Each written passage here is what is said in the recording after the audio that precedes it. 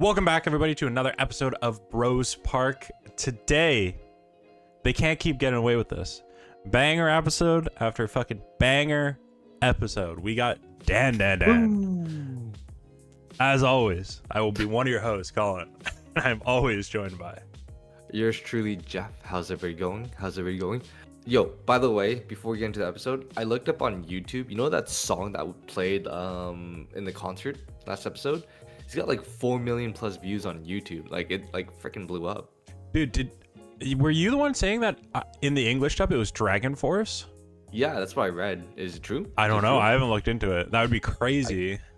I heard it's like been bumping like on the different dubs and everything. So I do want to check that out after this. Okay, we can definitely look at it after. But man, that song was so good.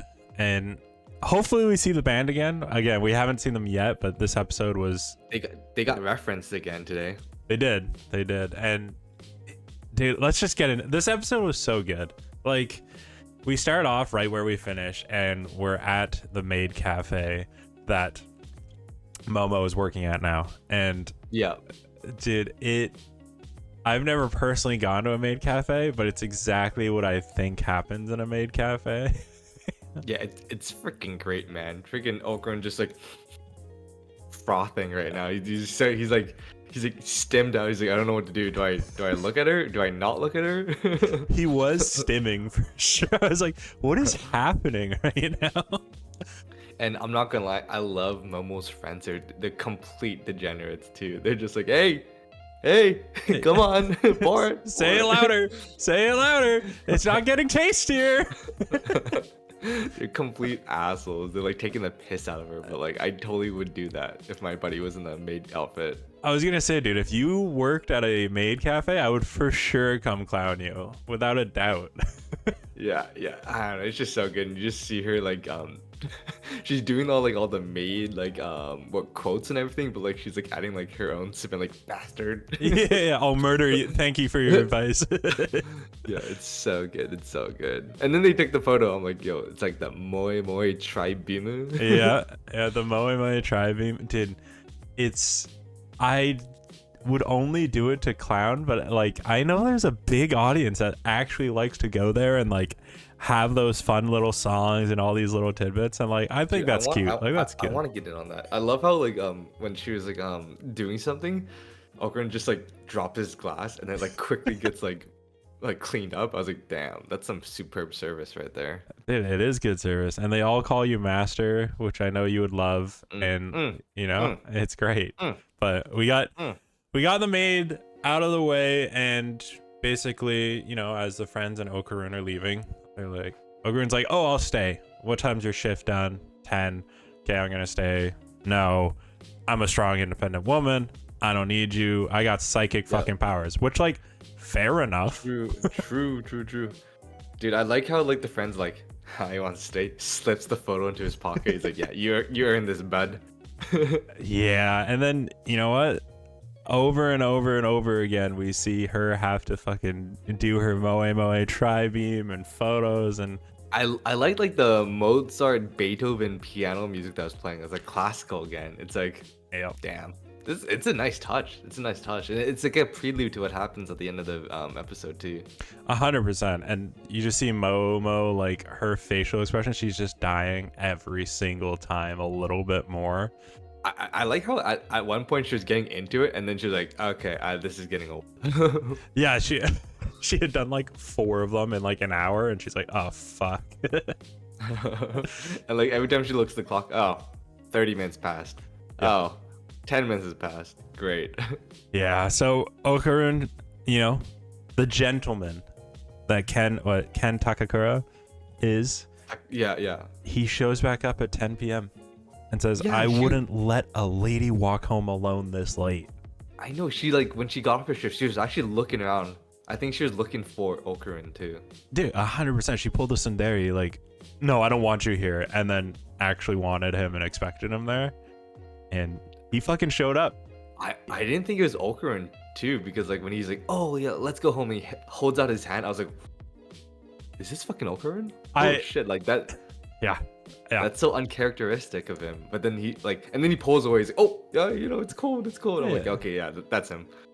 Yeah, when he threw his hand out, I was like, is this like a spirit that mimics him or something? Or like, is this a dream that Momo's having? Right. I'm like, yo, this is too like normal. But then like, you know, she's like, yeah, it's cold. Grabs his hand. Yeah, very cute. Love that we're getting a little bit more of that. And, you know, they make their way home. And no, wait, one second. I like how like Okurun would give her the breadcrumbs, like the crumbs, but then she's like, nah, man, I want the whole loaf. Grabs the fucking hand. He's like, yo, that's yoink, thank you. That's one way to put it. Yeah. But she does bring it all the way for like what he leaves behind. They get home, and Gigi's been working on his like sitting strengthened core, not moving, like, you know, reining in his spiritual powers. And True. I forget what the priest name is. Manjiro. He's like trying to shove him. He's like, his core strength is too strong, and he's like in this goddamn Bruce Lee outfit. Yeah, he's just vibing. And you know, they say that he's strong enough to test it out now, right?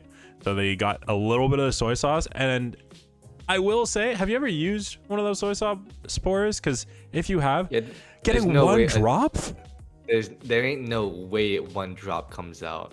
There's no fucking way. But anyways, and why they use soy sauce? Like, his hand's gonna be all dirty and sticky afterwards. Why not just use like water?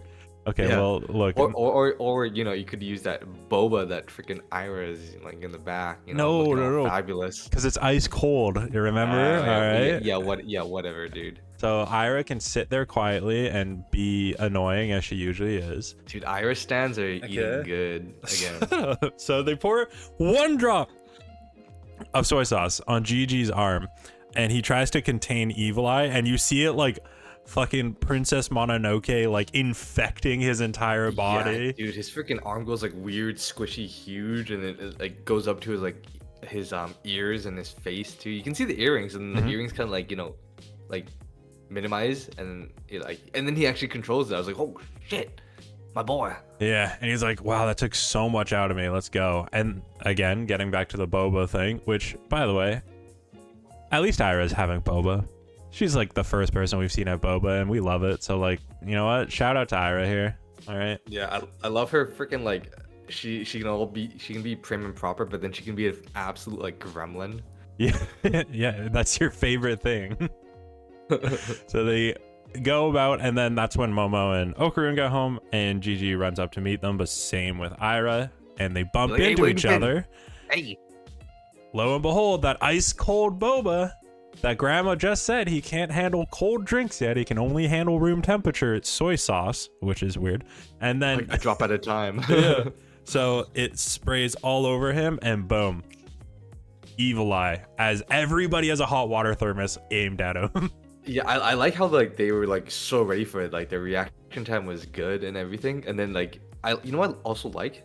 Evil Eye is like adapting, because they instantly threw hot water on him, but then he uses cursed house to freaking like repel the water. I was like, damn, bro. And then he used the curse house walls to like capture their, like specifically Momo's hands with the thermos on the outside of it. I have a theory because of how Evil Eye adapts. You know, when he first came out, when they were having the dinner with the initial soy sauce scene, dogs on Okurun, right? Yeah. He's like, he eliminates the direct threat. So then, because, you know, Okurun like destroyed him when they were in the pit. And if you remember, Momo was the one who splashed water on him during the dinner. So I think he went right after her, because he's like, yeah, she's the one who will get water on me, right? I'm just, you know, that's my tinfoil hat. If you think about it as well, he insta flipped the table, which is what brought him out when the hot soup was poured on Gigi, like through what's the anatomy bones guy. Yeah. I forgot his name. But remember, when he went to have soup, it was hot and it turned into Gigi. Yeah. So maybe that's why he flipped the table too, because he insta fucked that table. Yeah, he's like, yo, get that shit away from me. But yeah, he freaking pins like Momo like that. I was like, damn, bro. And then I like the use of his powers there, like, cause like she used her psychic powers to like force him against the other wall, and like you see Okran like bang against the wall, and then what's it called, Seiko, she uses the talisman, but like it gets repelled. Yep. Yeah, and her hands get like burned up from it, and then pushed against the wall. Instead of trying to like fight against the psychic powers, all Evil Eye does is compress the walls. Like, dude, that's so fucking smart. I know. It's so like he's such a cool spirit to be dealing with. And you know what? How did they get out of it? Because I'm sure that you would love to be Evil Eye in this situation. But replace Momo with Ira. Replace Momo with Ira. Yo, that ain't saucy, man. But yeah, he goes for the like, you know, he's ready about to like punch her and everything, and like, you know, it gets compressed, and like she's like, oh god, she's like Indiana Jones style, like, you know, the face to face, yeah. But then like freaking she before this whole thing happened, because they were so cold and came back, she drank some hot water, right? She freaking just sprays the hot water right into his face. I was like, damn, that all makes sense to me. It all checks out, and you know, Gigi feels really bad because like Momo's clothes are like all tattered up. He was basically about to kill her. He was choking her out, and then he looks down and sees Seiko's hands all burned up and shit, and he goes to try to comfort Momo, and Okarun like grabs his shoulder and throws him back, like throws him off, to basically say like, get the fuck out of here. To be honest, that's like a warranted reaction too when you really think about it, because like I think Okra now, like, instead of seeing him as like, you know, oh, funny goofy Gigi, he's a buddy right now, he's kind of a threat when you really think about it. I think it like the shoe is dropped, like, dude, this is kind of fucking real, right? Yeah, I think that you always want to be there for your friend, and obviously this is like his first guy friend, as you know, they've brought up a lot, but especially in that moment, like right after it's done, like you're still in that fight or flight. You're like, dude, get the fuck away from it. Like, exactly. Which is interesting though, because Momo was like, hey, like it's fine, I get it, like it's not your fault, like at all, right? Yeah, you know, so things settle down a little bit. Ira apologizes to Momo. You actually see her like, you know, reflect. He's like, really feel badly. Like I think that's like the first time we really saw that. Yeah, I guess since she turned into, what's her name? Acrobatic Silky. Yeah, Acro Silky. Yeah. Since that, like, we haven't really seen that kind of regretful side of her, but it's nice to see that. But things are a bit awkward between Okarun and Gigi, and you know, at this point, the priest basically says to Seiko, like, hey, if you're not gonna do it, I will. Like, we gotta exercise this guy. There's no way that we can keep living like this. Yeah, I see where Seiko's coming from, because she's like, yeah, I want to indulge the children, but at the same time, you need to like give them a dose of reality, as Manjiro said. Exactly. You can't let them live in a fantasy world, even though we're living with fucking aliens and spirits. Like, let's be honest here. But yeah. Regardless, we're Evil Eye is just too strong, man. Yeah, but supposedly Turbo Baba can be stronger, but we'll get to that. So now Okarun wants to get stronger, and I don't know. It seems like he wants to just shit kick Evil Eye. But yeah. I can assume deep down it's more about protecting Momo. Yeah, and I like how his way of getting stronger. Like, I need to throw punches. You know, I just can't go for headbutts anymore. Yeah, I can't do the jumping bullshit. Like, he's got to learn how to throw a punch.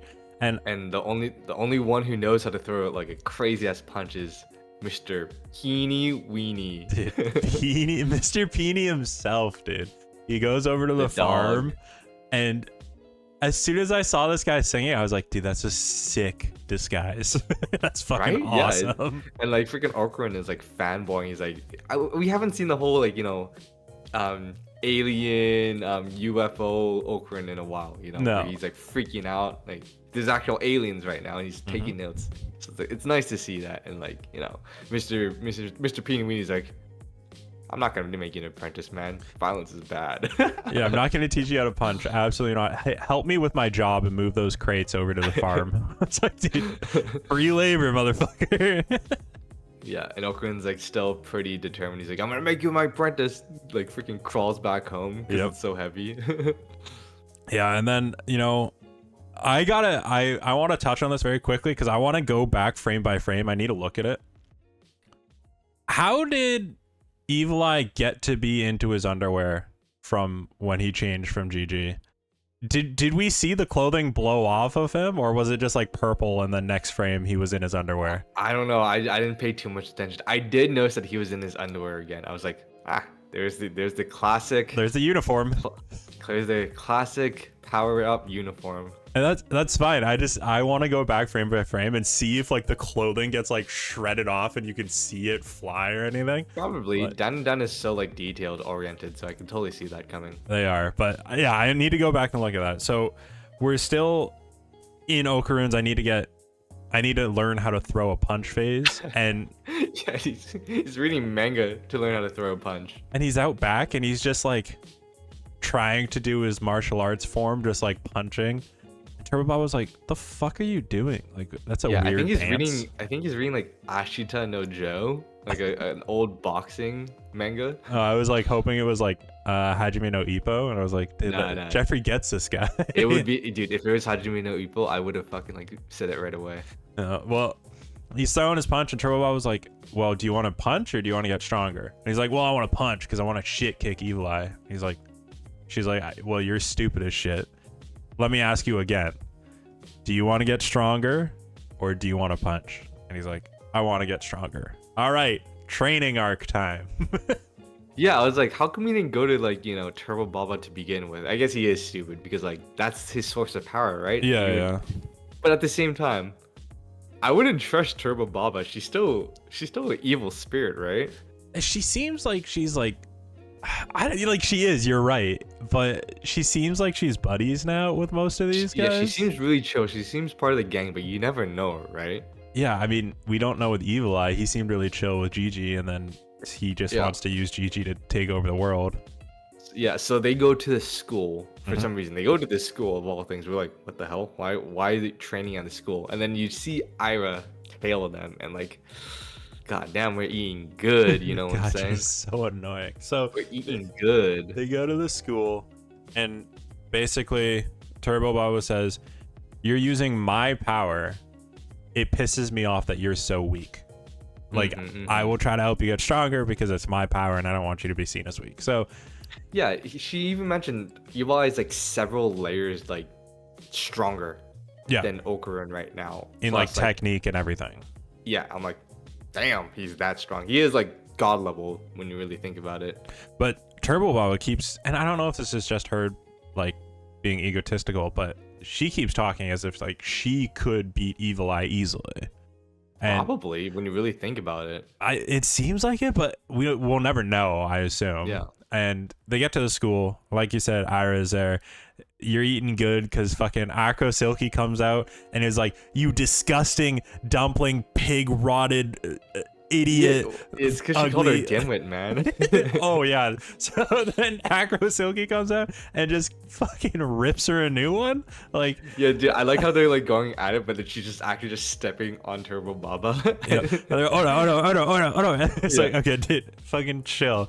So then you see Turbo Baba with like a freaking huge bruise. I honestly, dude, if I was Turbo Baba, I'd be so pissed, man. Like, you're like this super all-powerful being, and then now you're just reduced to a cat getting like beat up on by like a high school kid. Yeah, it's, you know what, it's good because then Ira flips back and is like, "Those awful mean things that I just said, that was Akko Silky. I don't even know those words. It's true. I couldn't come up with that." Like, shut the fuck up. That shit is so good. So they go in and they get to the music room, and Ira is now saying basically, "I want to get stronger too." They're kind of, in this together. Okay, great. And Turbo Baba starts playing the piano, but like just like a metronome, kind of just beat by beat, and says, "This is you." Tells him to jump, and then laughs to herself and says, "There's an idiot jumping." Yeah, I thought that was so fun, but also it's the way she explained like the whole powers and techniques through that like beat. I was like, dude, this is actually really interesting.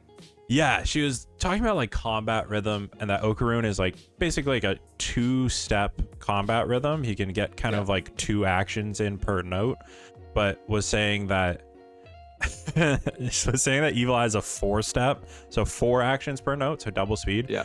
And even that skank Ira is a 4-step. Yeah, I was like, she got her skin. Like, damn.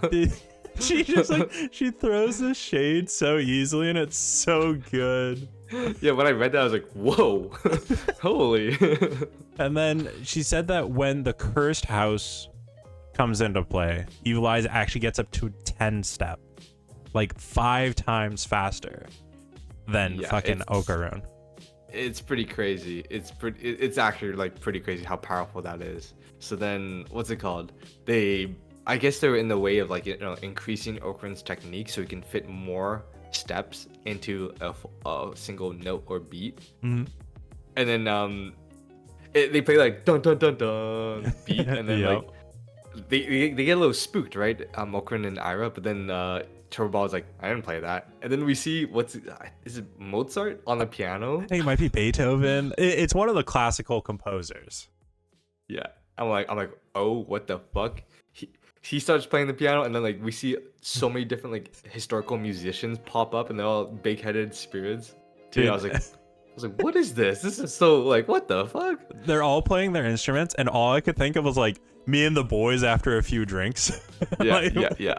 And so I guess this is like they're gonna fight music evil spirits as a training arc. Yeah, it seems like it's the training arc to kind of like get, you know, the tempo or the rhythm up from Okarun, which, you know, if it falls in line, that all makes sense. I guess my question is like, did Turbo Baba know that these evil spirits were here? Like, it seems definitely. like she did, right? Oh, definitely. So she just baited what originally was just Okarun into fighting like 6 evil spirits by himself. Yeah, I still want to know is Turbo Baba still, you know, with us, or it was this kind of a plot to get her powers back when you really think about it, right? Yeah, I don't know. It could be either. Like, I want to believe in the good of Turbo Baba, you know? Like, even in her original spirit, she was always protecting the, like, you know, the survivors of SA and stuff like that. So hopefully she's still trying to be good, but I don't know. She is an evil spirit. Well, we'll have to see next episode. Yeah, dude. Overall, I freaking love this episode, man. It was such a good episode, and it like brought out so many emotions, and like the good parts were so good I couldn't help but smile and laugh. And then like, I don't know, it was all around just so good, and it wasn't just about fighting or action. DanDaDan is just a good anime overall, man. It's gotta be. I wanted to win anime of the year. But Solo Leveling comes out, right? Whatever, man. Whatever. All right. Whatever, well, dude. Thank you all for tuning in. We loved this episode. Let us know what you thought. Drop a comment and a like down below. All that good stuff. And please check out all the other series we are recapping every single day of the week almost. Podcast on Tuesday. All that good stuff. But until next time, I hope you all have a fantastic day. And we'll catch you later. Peace. Peace, guys.